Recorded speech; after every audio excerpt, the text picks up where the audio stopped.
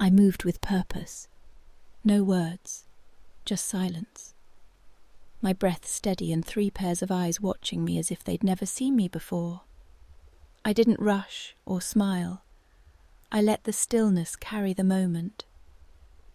Then I walked toward Ethan, slow and steady, letting the tension stretch with every step. When I reached him, I leaned in and kissed him, slow and certain, as if I knew none of them would stop me. Before we continue, take a quick moment to like this video and subscribe. It helps the channel grow, reach more viewers, and keeps these stories coming every day. Thanks for being here. Now, let's begin. Ethan's hands gripped my hips, moving with a focus that erased everything else. My cheek pressed into the pillow, my breath catching as he kept a steady, hard pace. It wasn't gentle, it was fast, determined, as if he couldn't stop even if he tried. I moved with him instinctively. Fingers curled tightly in the sheets as heat surged, each motion building higher. A cry slipped out, sharper than I intended. And he didn't slow. His grip shifted, pulling me upright onto my knees, one arm sliding around my waist to keep me steady. I reached back, needing contact, and he responded with a low, rough sound that struck deep in my chest. His pace faltered briefly, then he leaned into me again, slower now, more controlled. His breath hitched as everything tightened, his chest against my back, the moment hitting us both. I sank forward, shaking, skin flushed, nerves sparking. We stayed like that for a while, quiet and close, neither of us moving much. Then he dropped beside me on the bed. "This may be a mistake," he said. I turned my head, lips brushing the pillow. "Do you regret it?" He gave a quiet laugh. "No, but I think my dad or Ryan might know something." I looked over. "Why?" "They've been acting strange. Ryan asked if I've been disappearing. My dad keeps giving me this look, like he's already figured it out." I rolled onto my back, letting the sheet slip to my waist. "So they're suspicious?" He hesitated. "You're not worried?" I stretched, my body still humming. "No," I said, smiling. "Isn't it more exciting this way?" The knock came hard, 3 sharp raps that made me jump. It was early. I hadn't even finished brewing coffee in my downtown Chicago apartment, wearing just a soft t-shirt with sleep still in my eyes. I opened the door halfway. David, Ethan's father, stood there, his expression calm, eyes steady, as if he already knew. "Morning," he said. I pulled the door wider, keeping my face neutral. "Didn't expect you." He stepped inside without waiting, his gaze sweeping the living room. He didn't sit, just turned to face me. "I thought it was time we talked. About you and Ethan." I didn't answer. He stepped closer. "You think I haven't noticed the way he looks at you? The way he walks out of here like he hasn't slept in days?" I didn't flinch. Maybe he hasn't. David stared for a moment. "I'm not judging, but don't insult me by pretending it's nothing." "I never said it was," I replied. He looked at me again, slower this time. "You really don't care how this looks, do you?" I stepped close, near enough for him to feel it. "I care," I said, "just not in the way you expect." My shirt didn't hide much, and I didn't adjust it. I let the silence linger, then reached for his hand, letting it hover just above my leg. Close but not touching. "I know you've been watching," I said. "No need to pretend." His fingers twitched. "You could have come earlier," I whispered. "Why today?" No answer. I leaned in, close enough for warmth to pass between us. Tell me, David, are you here to stop this? I tilted my head, brushing past his cheek. Or are you just tired of being left out? Then I kissed him, slow and sure, and he didn't pull away. David didn't speak after the kiss. His eyes flicked down, then back up, something in him shifting. A moment later, one hand slid to my waist. The other moved behind my neck, pulling me in again. This time, the kiss deepened firm, certain, without hesitation. He moved with purpose. When he backed me toward the couch, I didn't resist. When he tugged my shirt higher, I raised my arms, keeping eye contact.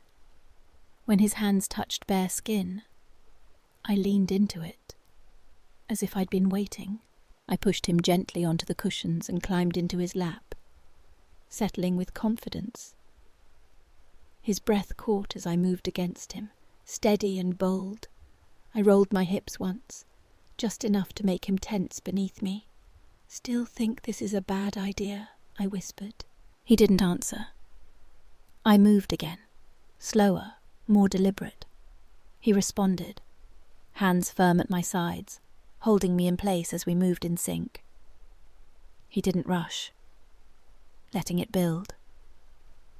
Every shift brought him closer to losing control. I leaned in, lips brushing his ear, then stopped pretending. His hands moved across my back and down again, exploring carefully. The air thickened, the pull between us tightening. I pressed in harder, and he exhaled sharply, head tipping back, chest heaving. Just when I felt him falter, I pulled away. I climbed off him, grabbing my shirt from the floor and slipping it back on as if nothing had happened. He sat there, catching his breath, unsure what came next. "You should come to dinner tonight," I said casually. David blinked. "Dinner?" I glanced back over my shoulder. "You, Ethan, and Ryan." His expression changed completely. I poured a glass of water and took a sip. "I'll handle the cooking," I said. "You just come hungry." He didn't speak, just stood there for a moment, stunned, lips parted, then turned and walked out without a word. The knock came just after 6, one sharp rap, then 2 slower ones, as if someone couldn't decide whether to be polite or confident. David hadn't said a word when he left earlier, but I knew they'd come, all 3 of them. I opened the door of the suburban Chicago house. David stood in front, calm as ever. Ethan was behind him, trying not to meet my eyes. Ryan lingered a step back, shifting from foot to foot, as if he still had time to run. I smiled, right on time. They stepped inside quietly, each more unsure than the last. I wore something light short, strapless, smooth enough to catch the light when I moved. Nothing underneath. No apologies. Dinner was on the stove, wine already poured. The dining room table set, music low, lights softer than usual. I played the perfect host, hugging them one by one as if nothing was strange, as if I hadn't had my legs across David's lap that morning. I sat between David and Ethan, with Ryan across from me, shoulders tense, eyes darting. He kept trying not to look, but he wasn't doing a great job. Under the table, I let my leg press lightly against David's. When he didn't react, I pressed again, slower this time. His hand twitched once, that was all. I asked Ethan about his week, brushing his arm as he answered. I turned to Ryan and asked if he was still seeing that girl from last summer. He blinked, stammered, and shook his head. I nodded as if it was nothing, but my fingers were already drifting along David's leg. Every minute at that table wound tighter. My voice dropped lower.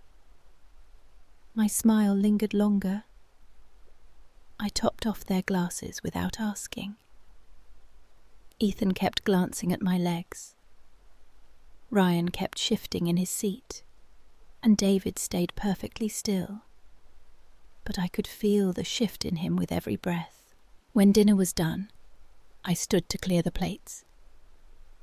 "Don't move," I said softly. "I'll be right back." I returned slower than before, leaving the empty plates forgotten in the kitchen. All three were still seated, quiet, alert, watching me as if they weren't sure if this was still a meal or something else entirely. I stopped beside the table, met David's gaze, then Ethan's, then Ryan's. I reached for the hem of my dress and pulled it up and over my head in one clean motion. No words, just quiet, breath, and silence. All three froze. Ethan's eyes widened. Ryan looked like he forgot how to breathe. And David clenched his jaw, fists curling tightly on his thighs. I walked toward Ethan, slow and steady, letting the moment stretch with every step. Then I leaned in and kissed him, slow, certain, claiming. Ethan's hands were already at my hips when I settled into his lap, his breath warming the side of my neck as I eased down. I loosened his clothing enough to feel him clearly beneath me, the quiet rustle of fabric filling the silence. The moment I settled in place, his grip tightened, fingers pressing at my waist, his head falling back with a sharp breath. I moved against him, steady and focused, letting each motion build. He met every shift with urgent energy, his lips brushing my shoulder, chest rising fast against my back. "Don't hold back," I whispered softly. "Let yourself go." He gave in, his hands sliding along my sides, holding me closer with every roll of my hips. The couch creaked beneath us, our bodies moving in rhythm, tension growing. I could feel how close he was, his legs tensing, his breathing quickening, but I didn't slow down. Instead, I turned my head. "David," I said, low and clear. He had been watching the whole time, still fully dressed, jaw set, gaze steady. The moment I reached for him, he stepped forward. I unfastened his belt slowly, sliding the fabric lower, eyes locked steadily on his. He stepped free with calm control, though the tightness in his expression betrayed him. Still moving over Ethan, I leaned forward slightly and brought David closer. His hand rested lightly at the back of my head as I leaned in, pressing soft kisses against him, teasing gently. One hand braced on Ethan's chest, the other rested on David's hip, the space filled with breath and movement, thick with rising tension. I pulled back slightly. "Stay close," I murmured. Then I looked to Ryan, still fully dressed, sitting on the edge of the couch like he wasn't sure what to do. I slid off Ethan, heat still thrumming through me, and crossed the room slowly.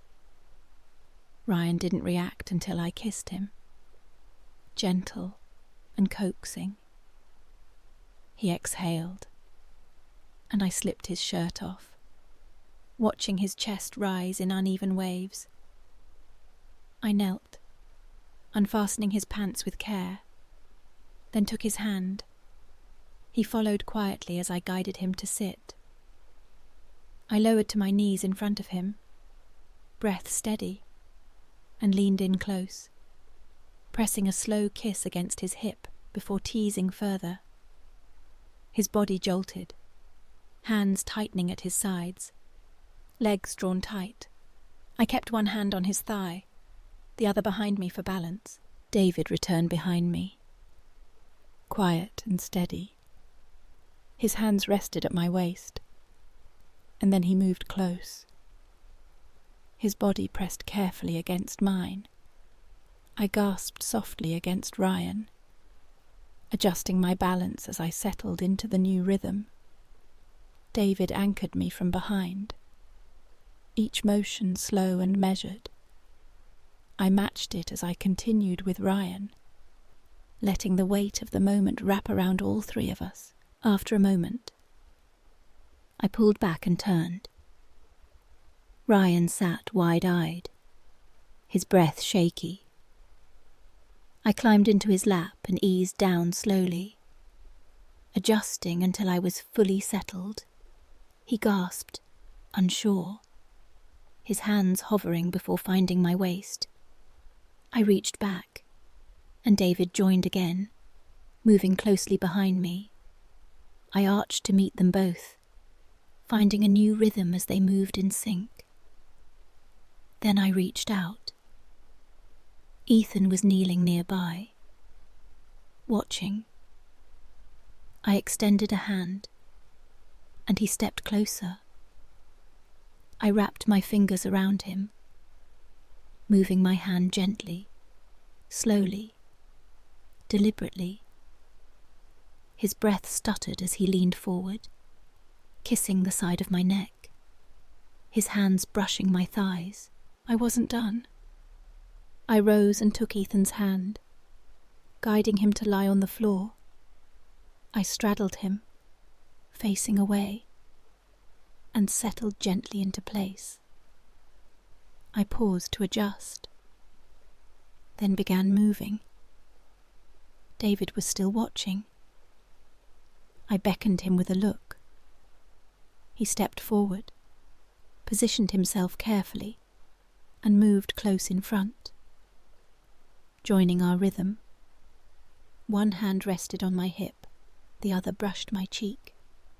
I braced against his chest as I rocked between them, Ethan beneath me, David above each movement sending heat spiraling higher.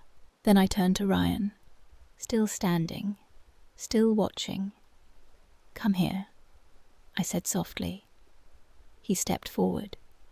I reached for him, welcoming him gently while my body stayed in motion, Ethan moving below, David pressing above, and Ryan trembling in my hands.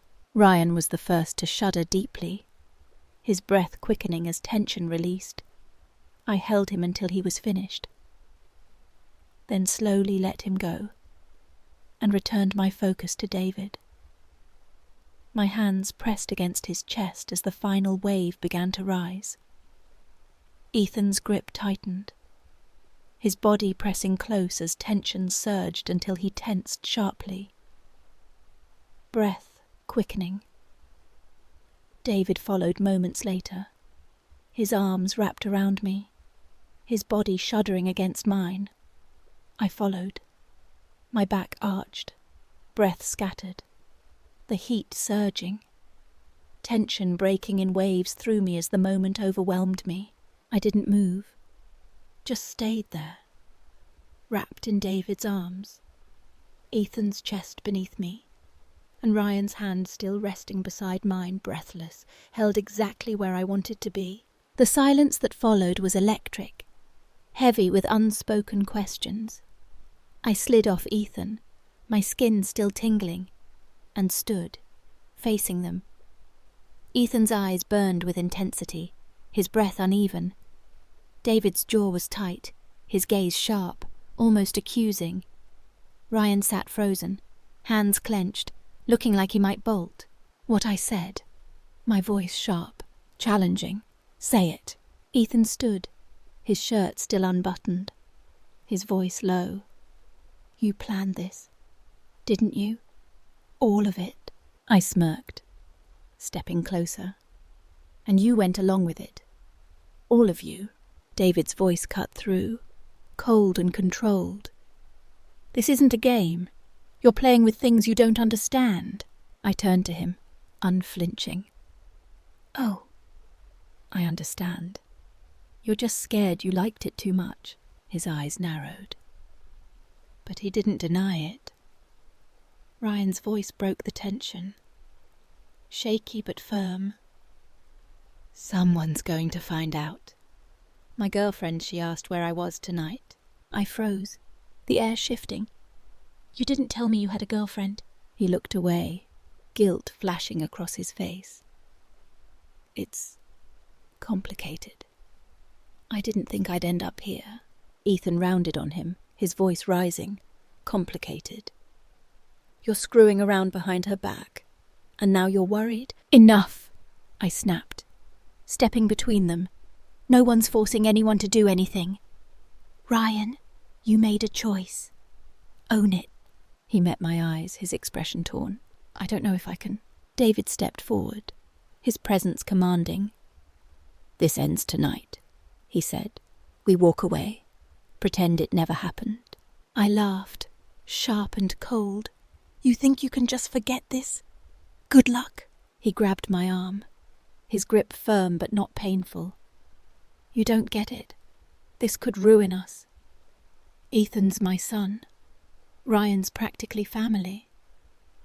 And you... He stopped, his eyes searching mine. You're a wildfire. I pulled free, holding his gaze. Then burn with me. The room crackled with tension. Ethan paced, his hands in his hair. She's right. We can't just erase this. I don't want to. Ryan stood, his voice breaking. I need to go. I can't. He grabbed his jacket and stormed out, the door slamming behind him. I turned to David and Ethan, the air thick. He'll be back, I said. He's scared, but he's hooked. David's eyes darkened. You're too sure of yourself. Am I? I stepped closer, my voice low. You're still here, David. He didn't respond, but his silence spoke volumes. Ethan stopped pacing, his eyes locked on me. What now? He asked, his voice raw. Now, I said, we see who's brave enough to keep going. They left soon after, the suburban Chicago house quiet again. I didn't sleep, my mind racing. Ryan's girlfriend was a problem, a loose thread that could unravel everything. I needed to know more. The next morning, I texted Ryan. Meet me. We need to talk. He agreed, reluctantly, to a cafe in Wicker Park. The place was packed, the hum of conversation and espresso machines filling the air. Ryan sat across from me, his eyes red, like he hadn't slept. She knows something's up, he said, his voice low. She saw my phone, your texts. I leaned forward, my tone steady. What did you tell her? Nothing. Yet. But she's not stupid. He ran a hand over his face. I don't know what to do. Break it off, I said bluntly. If she's holding you back, let her go. His eyes widened. Just like that. You don't get it. I care about her. Then why were you here last night? I shot back.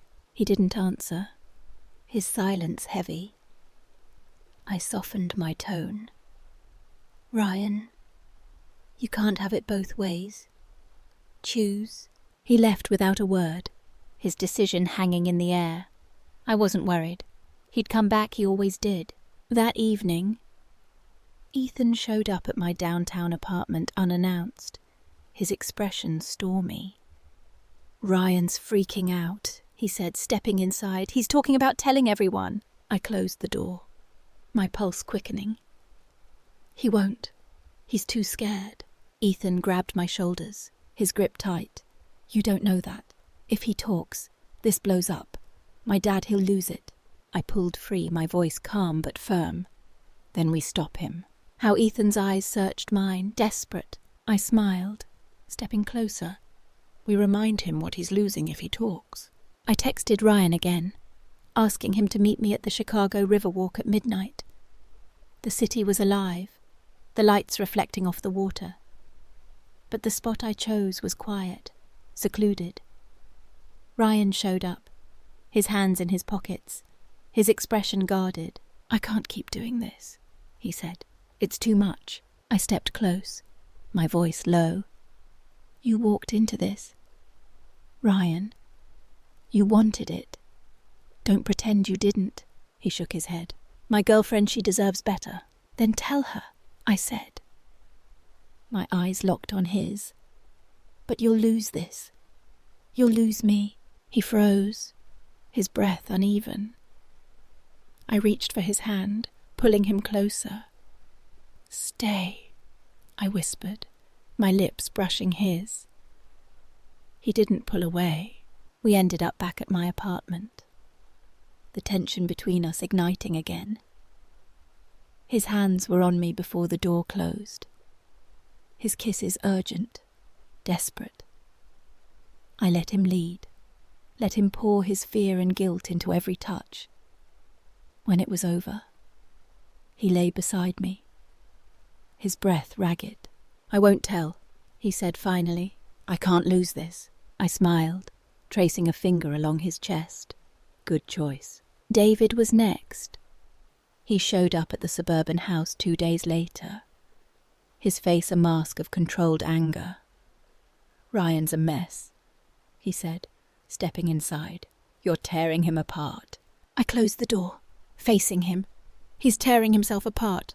I just gave him an option." David's voice was low, dangerous. "You think you can control this, control us?" I stepped closer, my voice steady. "I'm not controlling anyone."